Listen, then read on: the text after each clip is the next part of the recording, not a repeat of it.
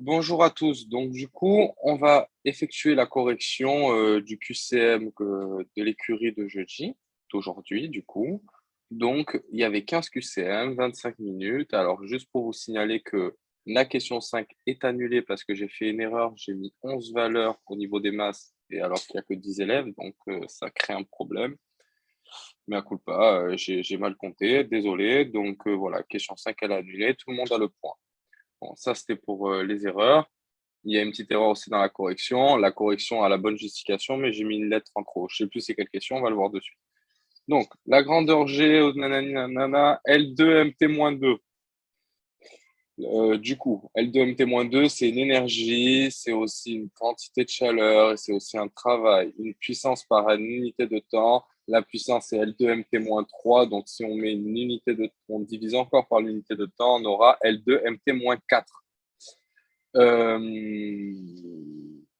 L'énergie électrique, voilà, c'est une énergie, donc ça peut être électrique, comme mécanique, ou cinétique, ou de pesanteur, peu importe, c'est une énergie. Et une force, la force, là, je peux pas écrire la formule, donc je vais regarder LMT-2. Donc, n'oubliez pas, vous faites les techniques des formules. Euh, Par exemple, pour la force, c'est la masse fois l'accélération. Donc, vous appliquez les unités et vous effectuez l'opération. D'accord? Pour la question 2. Donc, la question 2, c'était sur les chiffres significatifs et les additions et les multiplications. Donc, on va voir ça de suite. A et B, les chiffres significatifs sont différents de 0.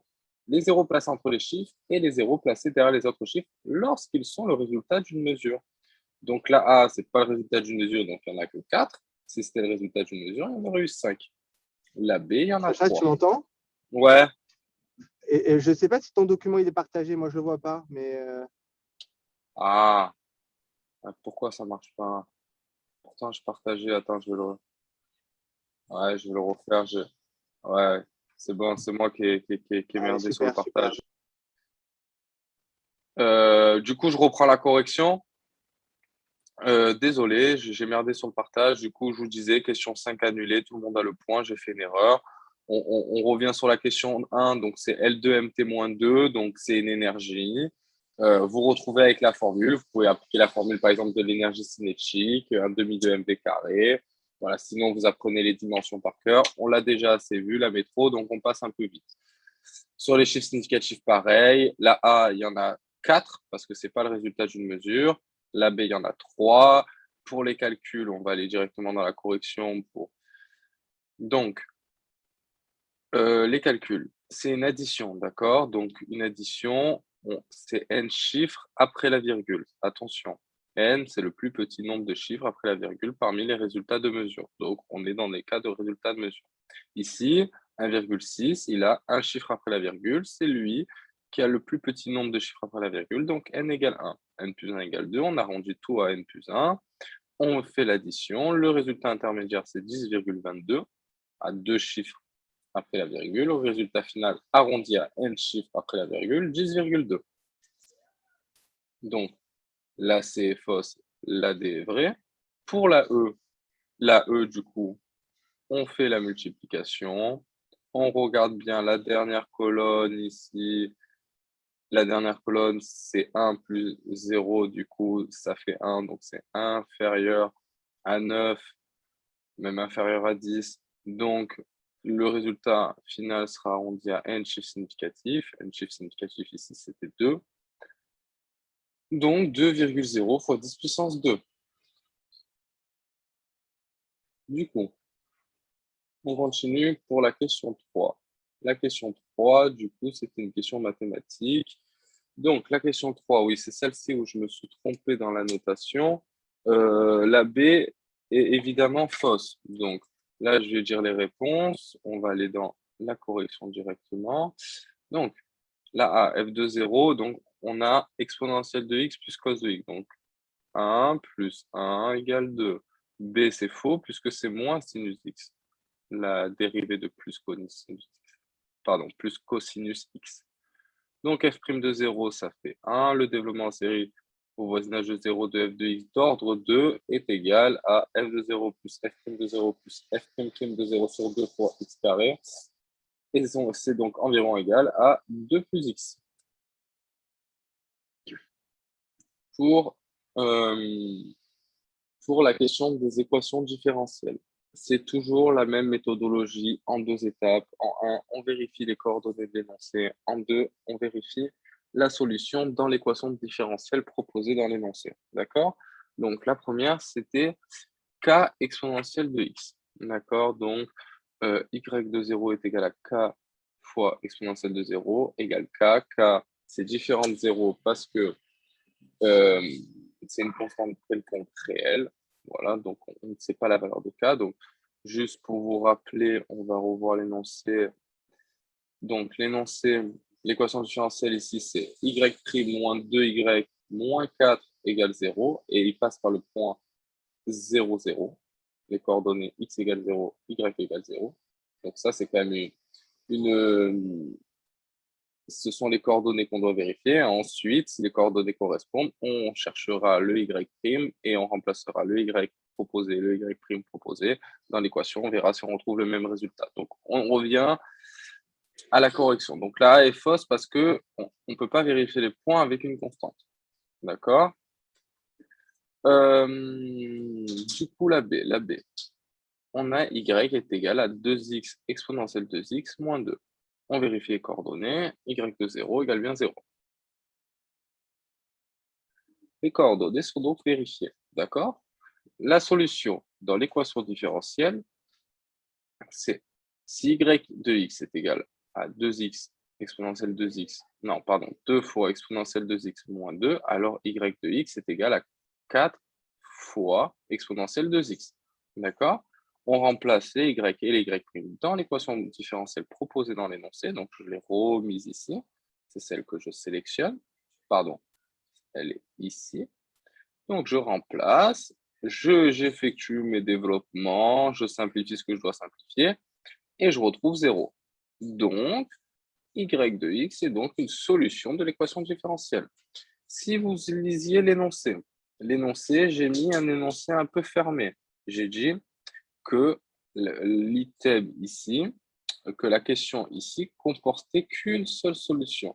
Donc, si vous avez bien lu l'énoncé, vous pouviez vous arrêter là, le reste était faux. Maintenant, si vous n'avez pas bien lu l'énoncé, dans tous les cas, y de x égale log de x, c'est impossible parce que x passe par 0 et x doit être strictement positif dans le log.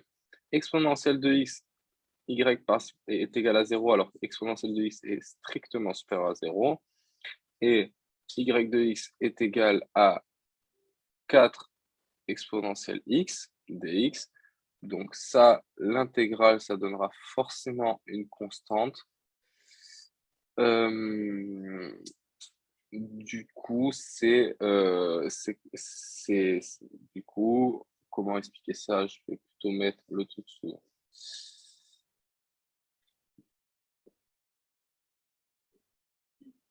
Donc j'ai mis ça. Ah, donc oui, non. Je disais n'importe quoi, excusez-moi. Donc, je reviens sur mes propos. L'intégrale de 4 exponentielle x, ben, c'est 4x, 4 exponentielle de x. Et donc, ça, c'est strictement supérieur à 0. Donc, du coup, il ne peut pas passer par les coordonnées. Autant pour moi, je me suis éparpillé. Donc, la 5. La 5 est fausse, puisque du coup, si je ne dis pas de bêtises, c'est celle-ci qui est annulée, non? Ouais, la 5 est fausse. Donc, la 6. La 6, question d'anal. Question d'anal sur le chapitre 2, assez facile. Elle est bimodale, effectivement. Elle a 2 sommets maximum, donc elle est bimodale. Elle est asymétrique, non, elle est symétrique. Le mode est entre 300 et 400, non. Le mode est à 200, le mode est à 500. La médiane est entre 300 et 400, oui. La distribution de x en fonction du poids peut être représentée sous la forme d'un nuage de points. Effectivement, puisque la distribution de fréquence d'un dosage biologique, c'est une valeur quantitative. Si on ajoute une autre valeur quantitative, ça fait 2 dimensions et c'est un nuage de points. Leçon. Ça, c'est également une question de type anal. Donc, la donnée spécialité de type quantitatif. Non, c'est qualitatif. La fréquence absolue de la spécialité cardiologie, 80. Effectivement, la fréquence relative de la spécialité cardiologie, 80%. Non, on doit faire 80 sur 300. C'est ça, relatif. La classe modale et la classe cardiologie, non, c'est pneumo qu'il y en a 100. La donnée spécialité peut être représentée par un diagramme camembert. Effectivement, c'est une donnée qualitative. Classiquement, on utilise le diagramme camembert. La question 8. Donc, la question 8, il y avait plein d'informations. Donc là, c'est peut-être une question qui était un peu exagérée par rapport aux annales, mais c'était pour vous entraîner vraiment dans la lecture d'énoncés, d'accord? Donc, en France, 70 millions d'habitants en 2018. La première et la deuxième cause de mortalité sont les cancers et les maladies cardiovasculaires. 25% pour les cancers, 20% pour les maladies cardiovasculaires. La précocité du dépistage est essentielle dans les chances de survie du patient malade d'un cancer ou d'une maladie cardiovasculaire.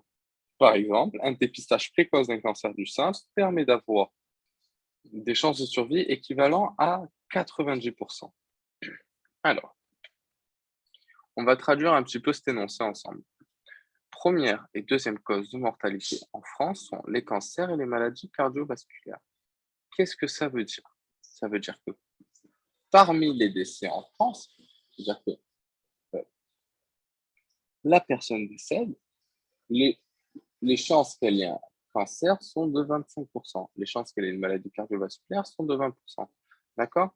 Donc, attention à ne pas prendre les 70 millions d'habitants en référence, parce que les habitants, ils sont en vie. D'accord? Donc, ça, c'est le premier truc. Ensuite, un dépistage précoce du cancer du sein permet d'avoir des chances de survie équivalentes à 90%. Qu'est-ce que ça veut dire? Ça veut dire que parmi les gens qui ont un cancer du sein, parmi les femmes qui ont un cancer du sein, parce que ça touche peu d'hommes, les chances de survie, quand on a fait un dépistage précoce, sont équivalents à 90%. Donc, qu'est-ce que ça veut dire? Ça veut dire que parmi on prend une population, un échantillon de cancer du sein et dépistage précoce. On ne sait pas qui font des dépistages précoces, qui ne le font pas. Mais par contre, ce qu'on sait, c'est que, sachant qu'on a fait un dépistage précoce, on a tant de chances de survie. Donc, du coup, on va regarder les questions. La fréquence absolue de décès de cancer en France en 2018 est 25% fois 70 millions. Donc, c'est complètement faux. Déjà, vous trouvez un nombre beaucoup trop élevé.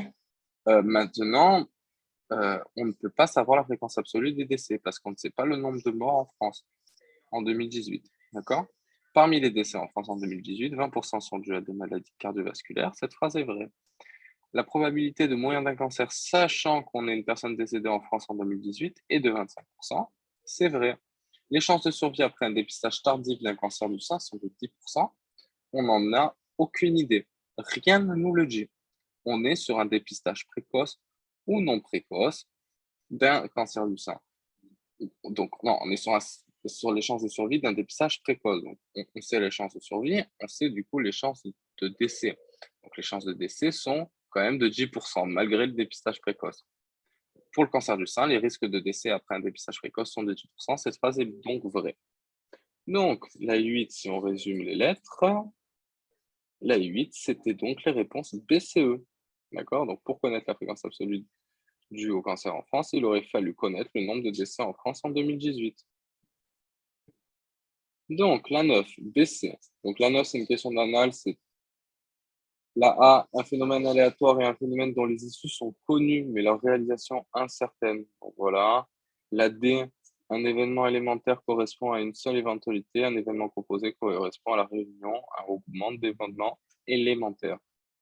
L'événement C, union des deux événements A et B quelconques, est réalisé si et seulement si A est réalisé ou B est réalisé. Donc, c'est le ou qui est important. Voilà. Donc, la question 10. Il y a l'énoncé qui est ici. J'ai surligné les infos importantes. On a donc une population, un échantillon de 1 million d'individus. Une population. La probabilité d'avoir une hypertension artérielle est donc de 100 000 sur 1 million. Donc, ça fait 10%. Insuffisance cardiaque, 2%. Les deux à la fois, 1%. D'accord? Ça, c'est de la traduction d'énoncé. Très important. Donc, les bonnes réponses étaient BE. Managing. Donc là, c'est sachant IC. Donc, on met P2HTA inter IC sur P2IC. Donc, ça fait 0,5. Et DE, donc, c'est où ça fait 0,11. Il ne faut pas oublier le moins P HTA inter IC. D'accord? La 11, c'était la réponse B. La probabilité que 5 décès consécutifs soit dû à un cancer est de 0,25 puissance 5. D'accord? Il faut qu'il y ait 5 décès consécutifs. Donc, ça veut dire quoi? Ça veut dire qu'on ne veut en aucun cas, on ne veut pas un décès autre que le cancer. Donc, du coup, on va multiplier les probabilités entre elles. S'il y a des difficultés encore sur cette question, vous revenez vers moi par téléphone, je vous enverrai le schéma d'un arbre. J'essaierai de vous expliquer un petit peu autrement. Mais voilà. La probabilité que sur 5 décès consécutifs, on ne trouve aucun cancer, ben là, au contraire, on veut que sur les 5 décès, il n'y ait aucun cancer. Donc, du coup, ça fait 0,75 puissance 5. Donc, BCDE pour la 12. Donc, on a X et Y sont indépendants. Donc, ça, je vais plutôt vous montrer l'énoncé. C'est une question importante. Soit X et Y, deux variables aléatoires dont la distribution conjointe et les distributions marginales sont données dans le tableau suivant. OK. X et Y sont indépendants. Donc, on va sur la correction. Qu'est-ce qu'ils nous disent? Qu'est-ce que je dis? X1 inter Y1 est égal à 0,25. D'accord? Ça, on le relève grâce au tableau. Je vais y revenir plus. P de X1 fois P de Y1 est égal à 0,75 fois 0,5, c'est égal à 0,375. Donc, c'est différent. Donc, les propriétés ne sont pas indépendantes. Donc, je sais ce que je vais faire parce que j'ai envie d'avoir la correction sous les yeux pour vous expliquer parce que sinon, à l'oral, vous allez rien comprendre. Mais il faut également le tableau sous les yeux. Donc, pour que ça soit moins flou, le tableau est sous les yeux. D'accord? Donc, inter x1, c'est 0,25. Maintenant, on veut P de x1, 0,75.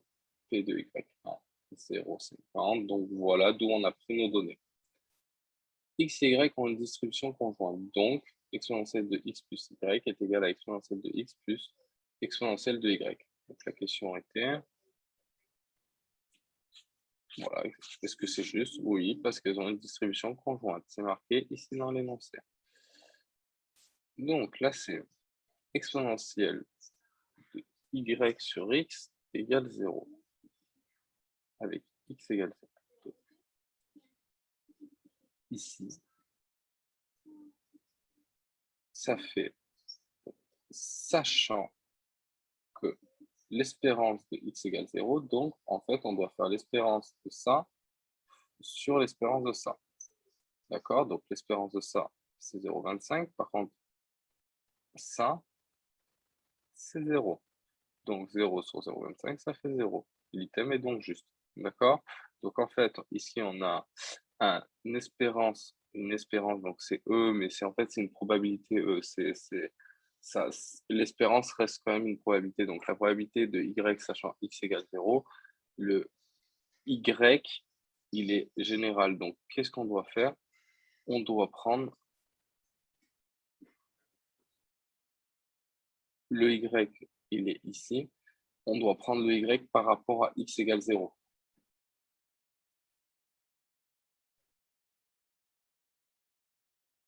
Donc ici, on aurait pu très bien avoir 0 fois 0,25. D'accord, j'ai fait un raccourci, mais vu qu'on a un fois, on pourrait très bien faire ça. D'accord? Donc, désolé, hein, c'est un peu compliqué d'expliquer comme ça à l'oral sur un ordi. Mais Mais voilà, en tout cas, la correction, si vous avez un tableau comme ça et qu'on vous met cette écriture, y sachant x égale 0, allez chercher le y égale 0 inter x égale 0. D'accord? Pour la D, donc E de x est égal à 0 fois 0,25. Donc, c'est ce que je vous disais ici. C'est pour ça que ça fait 0, j'ai écrit un peu trop court. Et 1 fois 1,75. Pourquoi? Parce que 0 fois 0,25 et 1, je ne sais pas d'où il sort le 1. 0,75, il est ici. Donc, 0 fois 0,25, 1 fois 75, ça fait donc 0,25. Pourquoi? Parce que exponentielle de x, si on écrit la formule, ça va être, pas exponentielle de x, espérance de x, pardon, ça va être n i pi. Voilà. Ok, pour la correction, c'est bon. De celle-là, je suis désolé, c'est pas ma meilleure correction. Si vous avez des questions, n'hésitez pas à me relancer. On va passer à la 13. La 13, pareil, c'est quand même compliqué d'expliquer à l'oral, mais en tout cas, c'est les réponses B, C. Je vous ai mis le tableau indiqué ici. La densité de probabilité de X peut être approchée par une loi normale lorsque le degré de liberté est supérieur ou égal à 30. Voilà, sachez-le, c'est important. Elle est symétrique et centrée sur la moyenne, sur le mode, centrée sur 0 également. Donc, la loi de Student, c'est assez simple, puisque en fait, on doit repérer la bonne ligne. Donc ici, 26 degrés de liberté, on va sur la ligne des 26. Et en fait, on a cette zone qui fait 1 moins alpha et cette zone qui font alpha sur 2. Donc, ça veut dire que si par exemple, je vous dis la probabilité que x, qui suit une loi de Student à 26 degrés de liberté, soit supérieur à 1,315, eh ben, ça sera donc égal à alpha sur 2, donc 0,20 divisé par 2 égale 0,10. D'accord?